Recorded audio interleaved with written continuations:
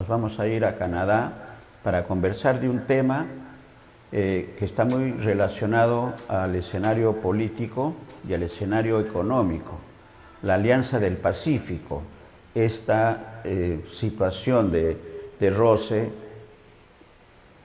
de la diplomacia peruana, del gobierno de Dina Boluarte a través de la canciller y el gobierno de México, que forma parte de la Alianza del Pacífico, el instrumento más importante de los últimos años en el tema de integración de los países para enfrentar el tema de las relaciones comerciales y económicas con el mundo, especialmente con el Asia, que tiene 4 países fundadores de la Alianza del Pacífico y que tiene una lista de no menos de 10 a 15 solicitudes de ingreso de países no solamente de esta parte del mundo, de Sudamérica, de Latinoamérica, sino también de los vecinos países asiáticos.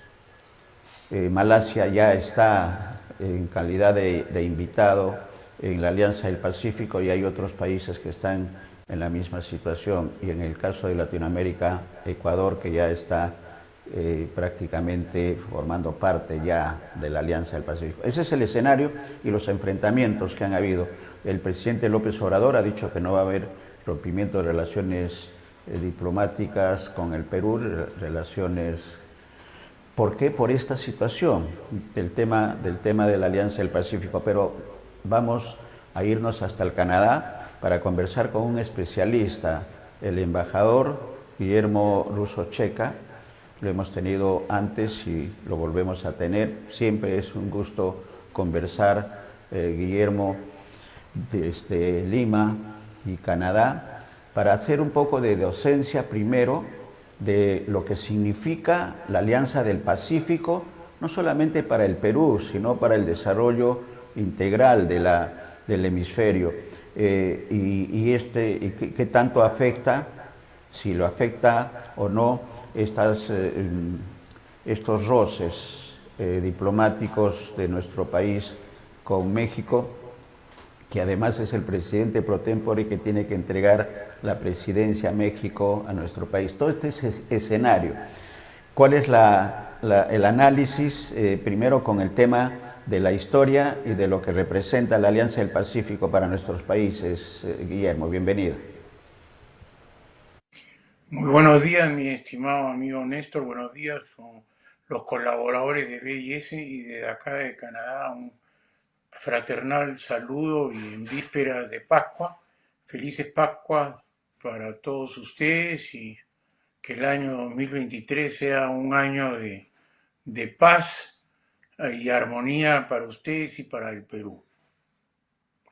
Respecto a la pregunta que me está haciendo Néstor sobre lo que es la Alianza del Pacífico, yo quisiera resaltar y recordar que la Alianza del Pacífico es una creación peruana, es un aporte que el Perú ha dado a la comunidad internacional, es un aporte que el Perú ha dado al mundo. Y hay que reconocer que fue el ex presidente Alan García el que motivó en un determinado momento cuando estaba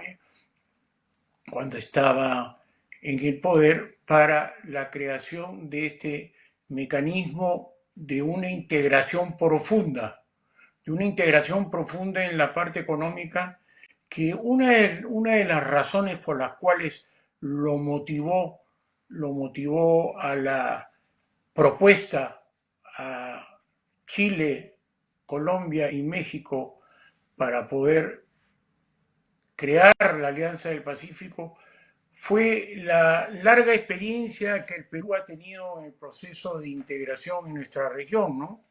A través del Grupo Andino, que ha tenido momentos difíciles, momentos exitosos a sus comienzos, y después la necesidad de realmente de buscar un mecanismo que sea un modelo, como lo que es hoy por hoy. La Alianza del Pacífico es un modelo para el mundo un modelo de estos 4 países que han hecho el esfuerzo a partir del año 2011, en que fue su creación, y en el año 2015, que entró su proceso de ratificación. En fin, es un organismo nuevo, es un organismo de integración en todas las áreas económicas que nosotros podemos imaginar. Acá no se trata de derechas o izquierdas, acá no se trata de liberalismo o socialismo, se trata de que es un proceso de integración de los pueblos. Son los pueblos del Perú, de Chile, de Colombia y de México, son los que empujan a esta alianza efectiva. ¿Qué mejor ejemplo? Y valga la pena traerlo, ¿qué mejor ejemplo que lo sucedido en el caso de Europa? No hay que olvidar que Europa ha pasado por tantos problemas en el siglo pasado, que en la década del 50, comienzo de la década del 50, después de la Segunda Guerra Mundial y después de millones de muertos, entraron al proceso del acero, ¿no? De la integración, un pequeño grupo de países europeos. Y hoy por hoy podemos estar hablando de casi 27 países que conforman la Unión Europea, de distinto régimen, derechas, izquierdas, centros, distintos idiomas, y están avanzando en su proceso de integración. Entonces es nuestra responsabilidad que, a la luz de cualquier vaivén político que pueda haber en nuestro grupo de países que conforman la alianza, de seguir adelante con este proceso de integración, porque es mucho lo que se ha avanzado en el corto tiempo. Obviamente yo no soy un iluso y puedo entender que, a la luz de algunos últimos acontecimientos políticos, ha habido pues capaz un bache, ¿no? O capaz un arañazo dentro de los que conforman los países, la Alianza del Pacífico. Pero, insisto, es un tema de Estado, del Estado chileno, del Estado colombiano, del Estado mexicano y del Estado peruano. Y tenemos que avanzar, encontrar la fórmula de avanzar, y creo que existen los mecanismos para poder avanzar. Ese es un poco lo que yo le puedo decir respecto a esto, sin antes recordar algo. Somos alrededor de 230 millones de habitantes, los que conforman la Alianza del Pacífico. Casi recibimos más de 50 millones de turistas. Representamos casi el 38% de la inversión extranjera directa en la región. Y somos un país con una gran fuerza laboral y con muchas necesidades, que las vamos a suplir, las necesidades que el pueblo tiene en alimentos, en energía, en agua. Llámelo usted llámelo usted como quiera. Nos corresponde a los peruanos empujar a los políticos para que sean conscientes de lo que significa la Alianza del Pacífico, especialmente para los sectores más necesitados del país. Eso es un poco lo que yo podría decir. Excelente, embajador, porque además hace gala de la formación diplomática al señalar que lo que está ocurriendo a nivel de cancillerías y de gobiernos es un bache. Nosotros también creemos en eso. El mismo presidente mexicano ha dicho que no va a haber rompimiento de relaciones diplomáticas por todas estas cosas de historia que tenemos los pueblos mexicano y peruano, los incas y los aztecas, esa tradición y ese hermanamiento que ha habido a partir de ese escenario y el momento actual. Ese es el momento actual. Y con mucho optimismo también usted señala que esta situación tiene que ser enfrentada con la madurez necesaria por parte de los dos, digamos, de los dos países, porque estamos hablando de países, no estamos hablando de gobiernos. ¿Cuál es el futuro entonces que tiene la Alianza del Pacífico, superado este arañazo, este bache, como dice, de perspectivas para los pueblos, sobre todo para los más pobres de nuestros países, embajador, con esta lista de espera de ser aceptados en la Alianza del Pacífico?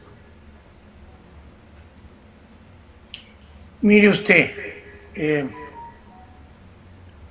el caso de México para mí es muy sensible y muy personal y quiero manifestarle algo que creo que es importante que se sepa. Yo nací en México, mi padre vivió exiliado en México.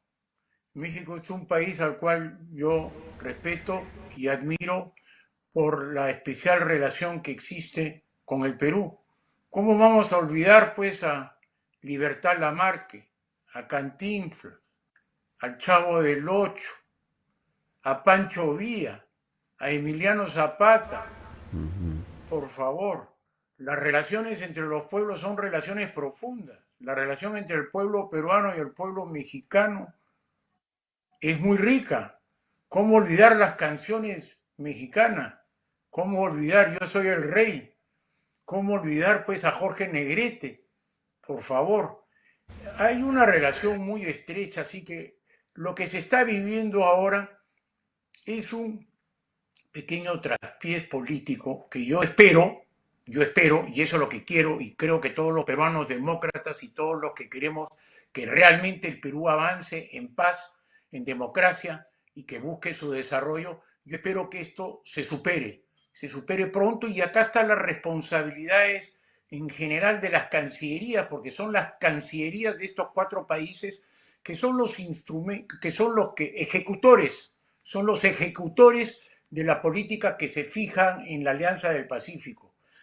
Política que se fija a través de distintos niveles, a niveles de la cumbre de los jefes de Estado, a través de las reuniones de los viceministros, a través de las reuniones de los técnicos. En fin, se ha avanzado muchísimo. Y yo espero que cunda la sensatez en todos los líderes, en todos los que están llamados en estos momentos a reflexionar. Hay muchos problemas en el mundo que tenemos que enfrentar. Estamos en un momento post pandemia, estamos en un momento en que hay una guerra que pensábamos que iba a ser corta, pero sigue la guerra entre Rusia y Ucrania. El mundo está muy movido, indudablemente hay procesos políticos, y gracias a Dios que la región está viviendo en democracia. Hay procesos políticos que hay que aceptarlos porque es la voluntad de los pueblos. Entonces, por eso es que yo digo e insisto en que el tema de la Alianza del Pacífico, más que un tema de acuerdos y de firmas de documentos y todo, que obviamente son necesarios para poder encauzar, porque necesitamos una hoja de ruta, son los pueblos llamados, y son los pueblos de Chile, de Perú, de Colombia y de México los que están interesados en este momento que nos pongamos más de acuerdo para ser eficientes. Para ser eficientes no se necesita ser de izquierda o de derecha. Eficientes podemos ser, y debemos serlo. Debemos ser eficientes en todo el campo económico. Y hay muchísimas cosas muchas acciones que debemos emprender, acciones con eficiencia. Y yo espero y reitero que nuestros políticos estén a la altura, porque al final de cuentas es el pueblo el que va a decidir. Exactamente, esa es, creo, una de las principales conclusiones, ¿no? El pueblo es el que tiene que decidir. Y en ese escenario, un comentario suyo en su condición de diplomático, la formación diplomática se ejerce no solamente oficialmente, sino de manera permanente estando en la actividad oficial o no.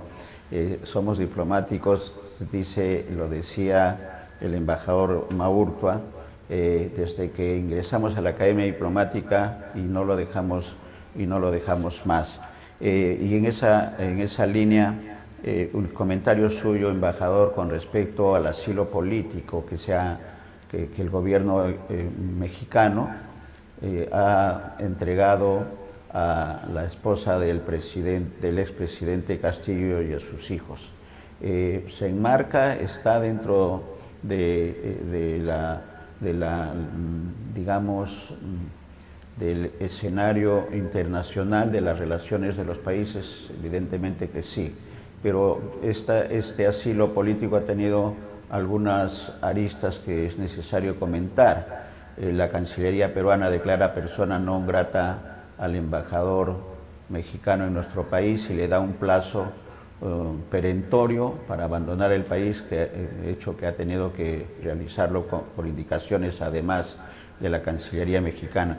Todo este escenario, en el análisis del diplomático, se pudo haber evitado. Ha habido un exabrupto, un apresuramiento por parte de la Cancillería peruana con respecto a este tema. Se hablaba incluso algunos comentaristas, algunos ex miembros de la cartera de Relaciones Exteriores, como el ex canciller González Posada del APRA, no tiene formación diplomática, pero fue canciller, quien ha hablado en términos muy duros con respecto a México y al presidente López Obrador. Todas estas situaciones que consideramos que son excesos, ¿cuál es la opinión que tiene usted en su condición de diplomático de carrera, Guillermo? Bueno, mire, antes que nada quisiera partir lo siguiente. El asilo se ha dado porque internacionalmente está permitido y el Perú ha suscrito los documentos internacionales respecto al asilo, igual que México. El asilo se ha dado porque es lo establecido. Lo han solicitado y el Perú ha tenido que dar los salvoconductos. No podíamos negarnos. Hubiese sido, a nivel internacional, hubiese sido pésimo para la imagen peruana, que ha sido un poco arañada en los últimos meses. Mire, yo aprendí de Pérez de Cuellar, el gran diplomático peruano, negociar, negociar y negociar. En diplomacia hay muchos caminos, como usted comprenderá, muchos caminos y muchos niveles de negociación.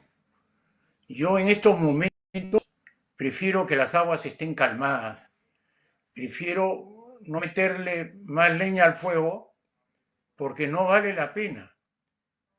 Posiblemente han habido, y creo que han habido algunos exabruptos de algunos políticos peruanos que vienen a tratar de determinar cuál puede ser la política exterior del país. Le corresponde al Ministerio de Relaciones Exteriores y al gobierno determinar cuál va a ser el camino. Ya ha sido por un lado el asilo que se dio, porque ha habido la solicitud formal y el Perú ha cumplido con lo establecido. Y después el tema de la persona no grata ha sido una decisión del gobierno que hay que respetarla, pero ese es un camino que se da en diplomacia. En diplomacia, si nosotros recordamos un poco lo que ha sucedido, que inclusive el año pasado, creo, con algunas grandes potencias, que de repente declaran persona no grata no solamente a un grupo, a una persona, sino que de repente tienen que salir 10, 15 funcionarios de algunos de los países, de los grandes del lugar donde están acreditados. Y no hay rompimiento de relaciones diplomáticas. Persona no grata está establecido dentro de lo que es la diplomacia a nivel internacional. Así que ese es un paso que se ha dado, ya que se juzgue y que uno esté de acuerdo, en desacuerdo es otra cosa, pero el Perú ha tomado la decisión soberana el Perú ha tomado la decisión soberana de declarar persona no grata al embajador de México. Lamentablemente, yo lamento porque a mí me gusta sumar y multiplicar, no me gusta dividir y restar. Y tampoco me gusta dividir y restar para de esa forma poder sumar y multiplicar para mi persona, como algunos políticos lo están haciendo en estos momentos en el Perú. Yo creo que hay que calmar las aguas. Y yo creo que ahora en estas fiestas, hablemos en enero, yo creo que los políticos ahora necesitan un buen baño de agua fría, ya, para ver con profundidad lo que significa la relación con un país como es México, que es un país muy importante para el Perú, muy importante para el Perú. Y no hay que olvidar también, no hay que olvidar un poco la historia, ¿no? Y la historia reciente, me estoy refiriendo a los últimos 100 años, ¿no? La Constitución de Querétaro, ¿no? ¿Ya? La Constitución de Querétaro, que es muy importante para México, muy importante para la región, y fue la que trajo los cambios necesarios en América Latina en el siglo pasado, ¿no? La Constitución de 1917 fue la que permitió pues la consolidación de las medidas adoptadas por Pancho Villa y Emiliano Zapata, y después con Vasconcelos. Y no hay que olvidar que hubo un líder peruano, un líder que fue Haya de la Torre, que fue, ¿cómo se llama?, secretario de Vasconcelos. Y es Haya de la Torre el que, bueno, determinó durante una etapa importante del Perú, determinó la historia política de nuestro país, ¿no? Y tal es el caso que culminó pues con la Constitución de 1979, que creo que fue una constitución basada un poco en una constitución mexicana, ¿no? Esa constitución que no era una constitución liberal en extremo, sino era una constitución solidaria, humanista, cristiana, y que adoptó derechos importantes para las personas, ¿no? Derechos a la educación, derechos a la salud, en fin, y que fue una de las bases de la Constitución de 1979, que fue, ¿por qué no decirlo?, el testamento de un líder político importante que hubo en el Perú como fue La Torre, ¿no? En fin, podemos hablar mucho de esto, lo que sí reitero la necesidad de, hay que calmar las aguas y dejar a nuestras cancillerías que van a encontrar, y yo espero que encuentren el camino rápido, un camino rápido para pasar este impasse que estamos viviendo, que además es un pequeño arañón que hay que echarle un poquito de alcohol. Yo lo veo así. No es una ola gigantesca, es una pequeña ola que hay que superarla. Embajador, excelente. Y creo que este baño de agua fría que está pidiendo se va a dar justo en estos días, que pocas horas estamos en la fiesta de Pascua, la Navidad. Creo que eso va a servir, esa fecha es propicia para ello. ¿Qué mensaje a los peruanos desde Canadá con motivo de este advenimiento de las fiestas Pascuas, embajador? Mire, mi querido Néstor, mi mensaje para usted, para sus colaboradores y para el país, como yo lo siento desde acá, a casi 10.000 kilómetros de distancia, es un mensaje de paz, de armonía, de la búsqueda de la unidad basada en una importante reconciliación. Algunos dirán que soy un iluso por pensar en una reconciliación en estos momentos en que el Perú está encrispado y han habido brotes de vandalismo, han habido brotes de insurrección en algunos lugares, pero hay demasiadas cosas que tenemos que solucionar y especialmente tenemos que solucionar el tema de la pobreza y de la hambruna en nuestro país. Y creo que el 2023 debe ser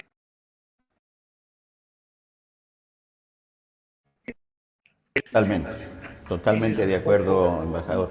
Hemos tenido una pequeña, digamos, espacio de audio y video, pero el mensaje ha llegado perfectamente, embajador, tema de conectividad.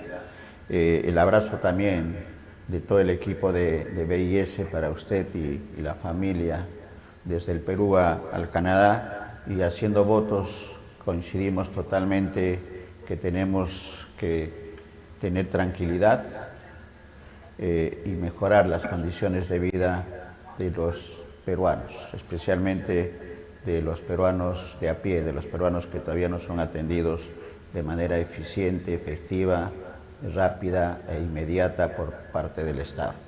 Vamos a estar en comunicación seguramente la próxima semana nuevamente, embajador, con todo esto que está ocurriendo en nuestro país. Interesante, importante la reflexión de la Constitución de Querétaro y lo que tiene que significar.